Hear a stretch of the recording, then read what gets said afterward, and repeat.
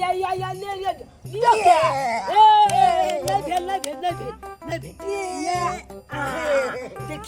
देखियो हम कैच कना क लेत रहै छी हमरा त छीट गेले हां हमरा त इहो से सुंदर सुंदर खेल आबै छै खेलल कोन खेल ए हमरा त जादुओ आबै छै अहाँ के जादुओ आबै ये हां हमरा रंग बिरंग के जादू आबै छै अहाँ जे कहबै से हम जादू से मंगा सकै छियै कहलू जादू से एगो आम मंगा के हमरा दिखा दिया तो बुझब जादू ये ओ तो जादू से हम आम मंगा दू अहाँ के हां अच्छा तो ठीक छै अहाँ के हम जादू से आम मंगा दे छी जादू आम बौआ के चाही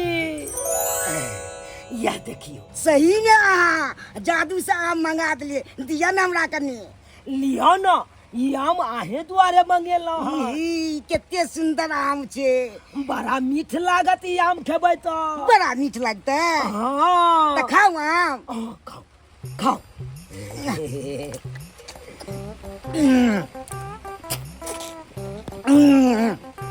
सही में बड़ा मीठ लागे छे मीठ लागैया ना हां पूरा खा जाओ हाँ केहन लागल आम बड़ा सुंदर लागल आम कहलौं बौआ और किछ खेबा के मन करैया जादू से मंगा दू हम हमरा मन करैया लताम खाए के मंगा दिया ना जादू से ओ यहाँ के लताम खाए के मन करैया हाँ। जादू बौआ के लताम खाए के मन करे छे एगो लताम बौआ ले आइन दहक त जादू से लताम मंगा दिल के ए मामा बौआ ई लियो लताम अहाँ खा के देखियो केहन लागैया अहाँ के लताम मीठ लागैया मीठ खूब लागे छे खा जाओ पूरा हाँ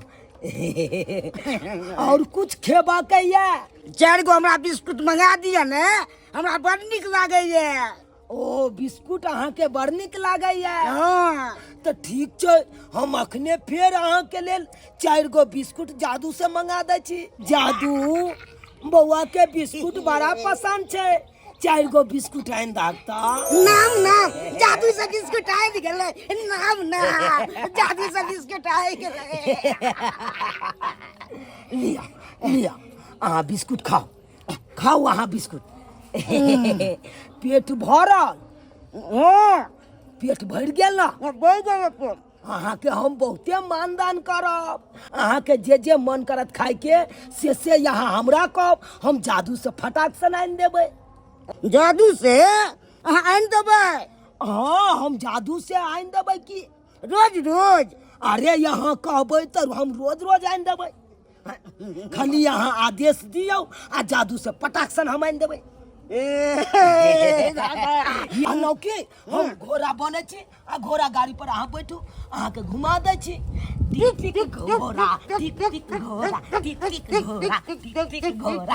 टिक घोड़ा कहलौं हमरा साथे खेले में मन लागल मन खूब लागे चले हे यतबे ने बौआ जे जादू अहाँ के हम देखेलौं ओ जादू के बारे में केकरो नहीं कहबै ककरो नहीं कहबै हाँ आबू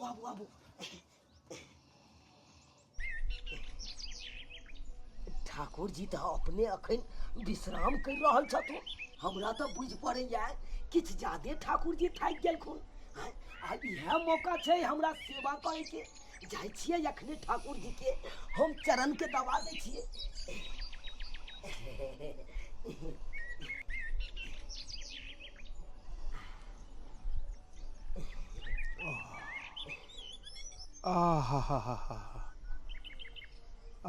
कतेक सुकून ये कतेक सुकून आबि रहल ये हमरा के अपने पैर दबा रहल छी आहा बड़ा सुकून मिलैए हमरा के छी अपने हे ठाकुर जी उगना तू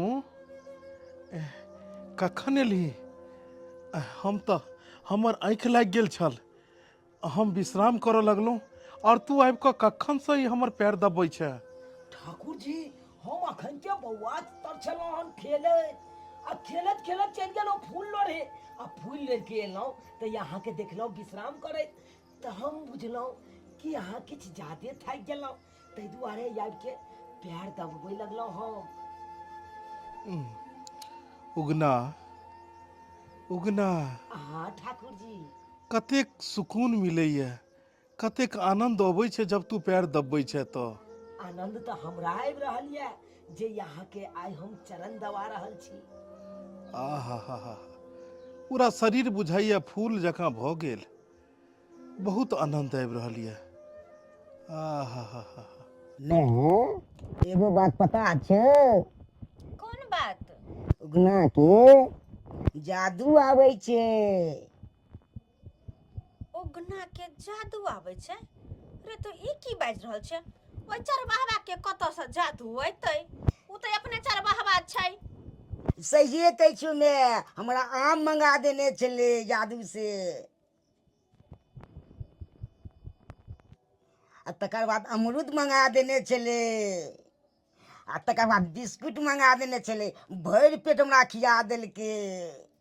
आ तकर बाद कहलकै कोनो चीज खायके मोन हैत हमरा कहब तऽ मंगा देब। अच्छा ई सब तोरा कहलक? हाँ ई की कहि रहल हमर बौआ? उगना जादू से एकरा आम सब मंगा कऽ खुएलकै। ई कोना भऽ सकैया?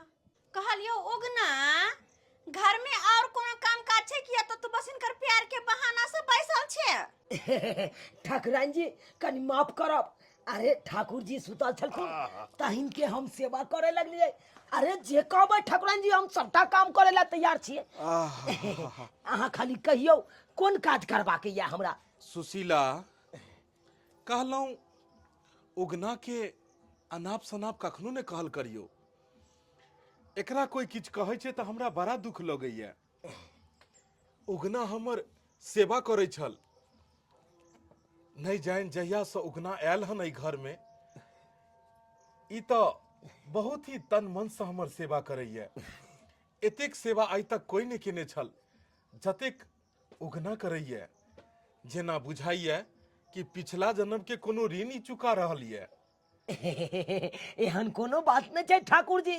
अरे हमर तऽ कर्तव्य बने छै जे अहाँ ओतऽ हम रहै छी तऽ अहाँके हमरा सेवा करनाइ जरूरी छै ना।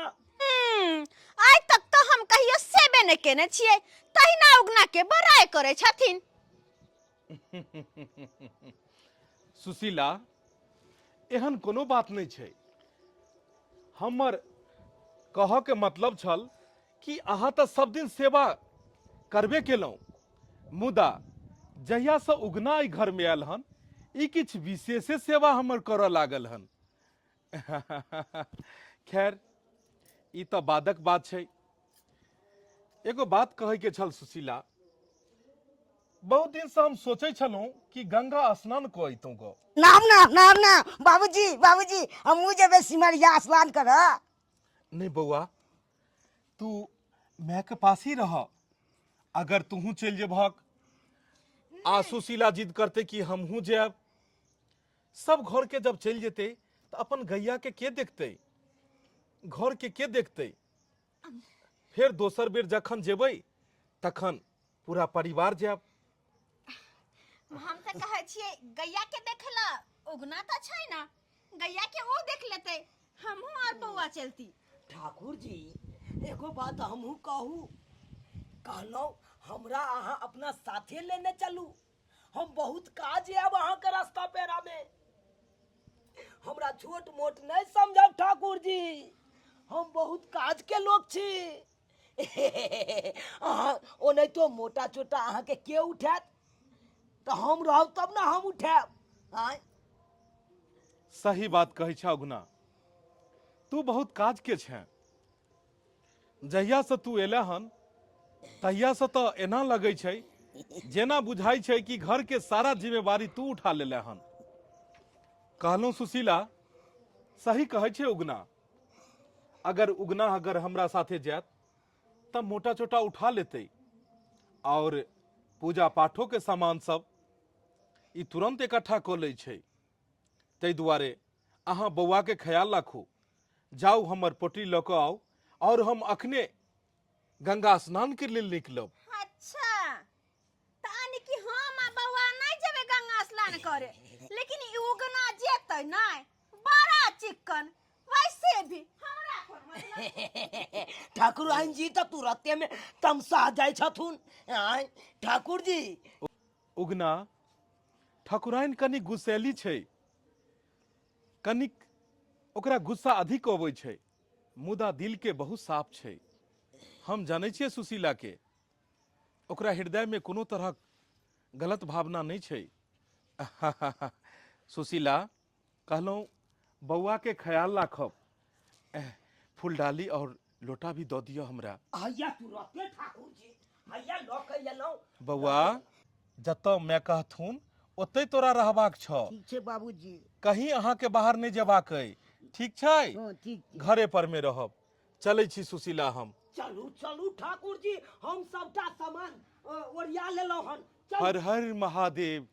जय गंगे मैया, जय गंगा मैया, जय गंगा मैया। ई उगना के बच्चा जहिया से याल हाँ तहिया से हमरा नाको दम ठेका के रखने या। ई ठाकुर जी जेहो महादेव जी के नाम लै छनखिन हाँ, सेहो सबटा बिसैर क खाली उगना उगना उगना केने रहैया। सुतैत रहे, बैठत रहे, जागैत रहे, खाली उगना। आ तू उगना के बच्चा खाली गंगा स्नान क तब नहीं तोरा घर से निकाल तो हमरो नाम सुशीला नहीं, 1 2 3 तोरा तो हम घर से निकाल कर रहबो।